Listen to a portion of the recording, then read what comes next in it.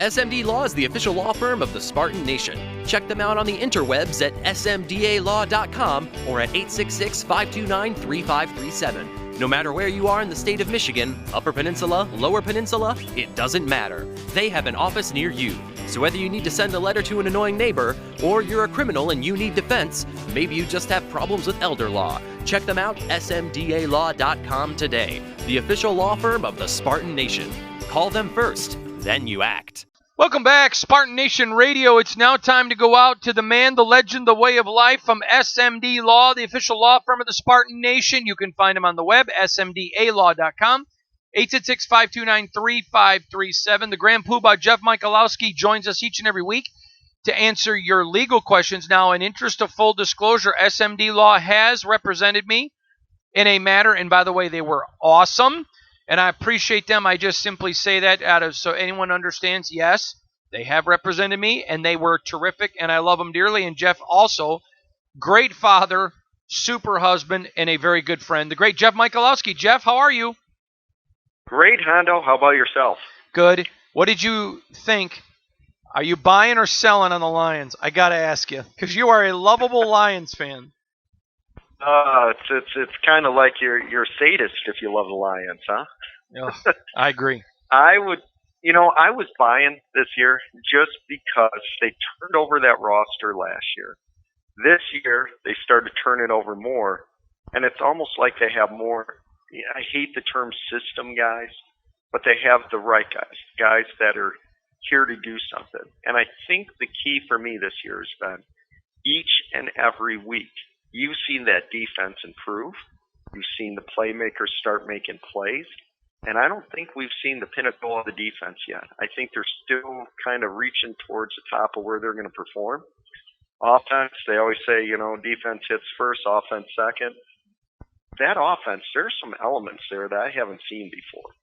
There are guys making the middle range of the field plays that, it's either short or long, and that's it. But you're starting to see them get behind the middle part of that zone, and they're starting to make plays you've never seen it make before. So I'll tell you what, Hondo, I'm buying.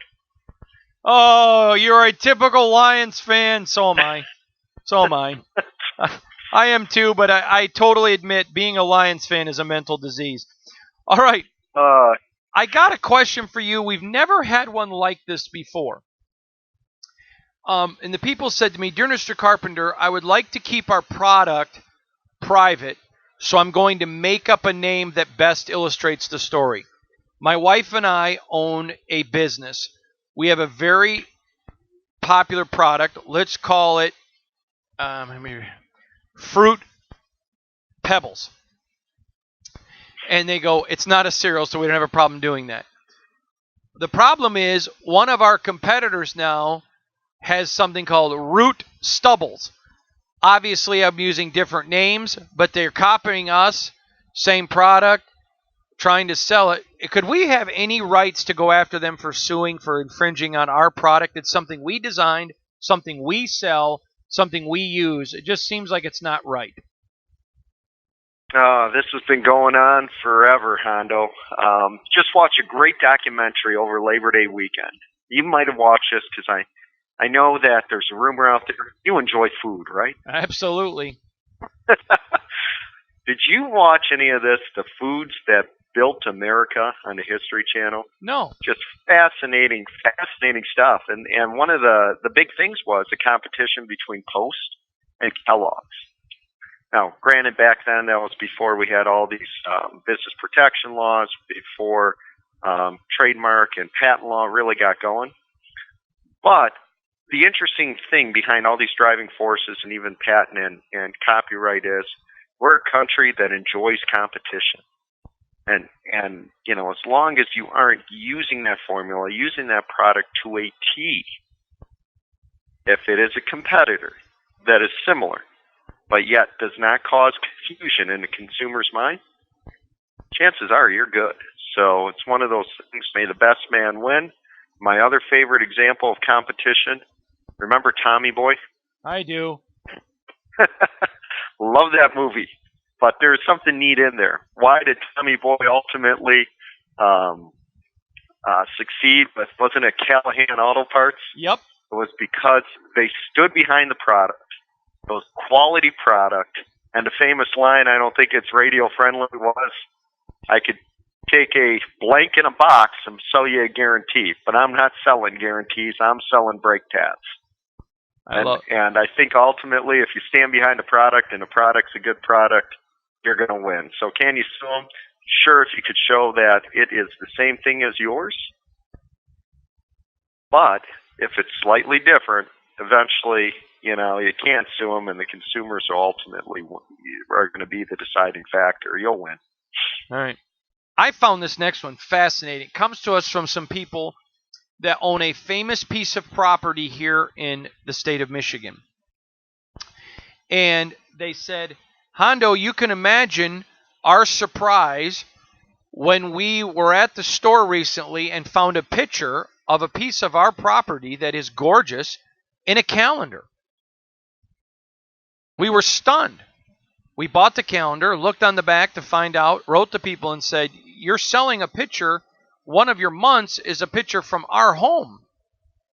And they said, yes, but the picture was not taken on your property. It's just a piece of your property. And we told them we don't want it in there. And if you're going to put it in there, you're going to pay us. And they basically said to us, get bent. Can you ask Mr. Michalowski about this? If they took the picture from the street or from a non-place that was not on our property, do we have any protection for money, or can we make them stop selling the calendar?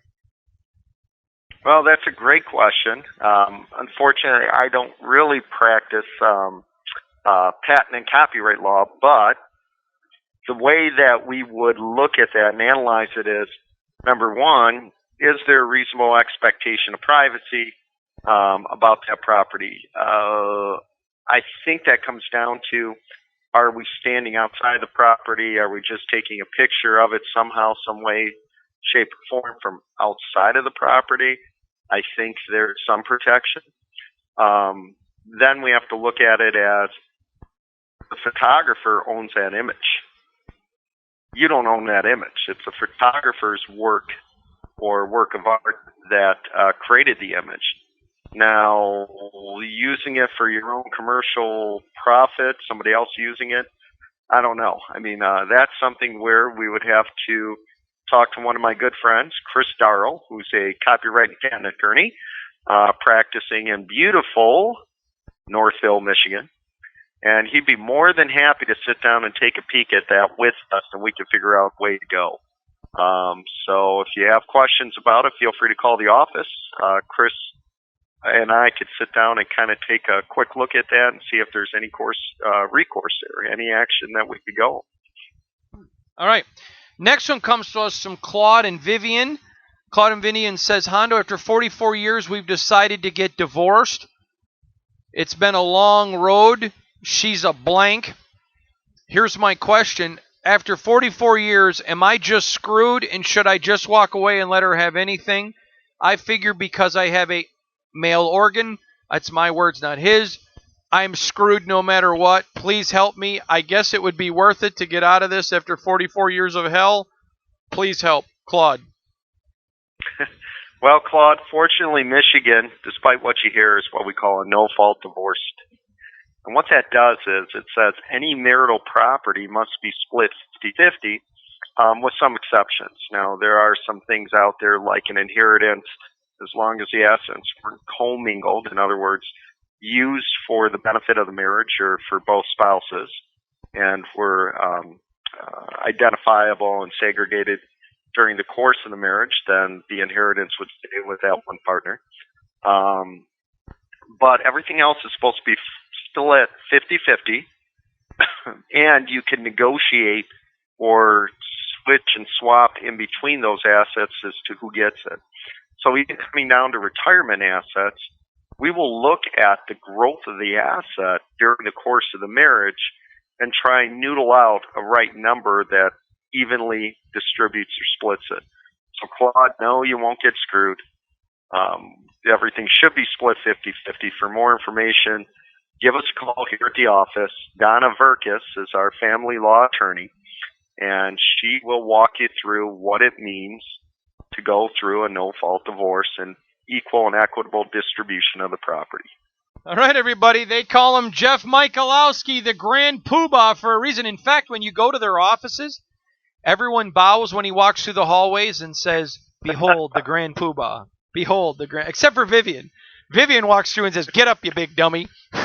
Remember, smdalaw.com on the internet, 866-529-3537. When your next decision matters, you call them first, and then you act. First,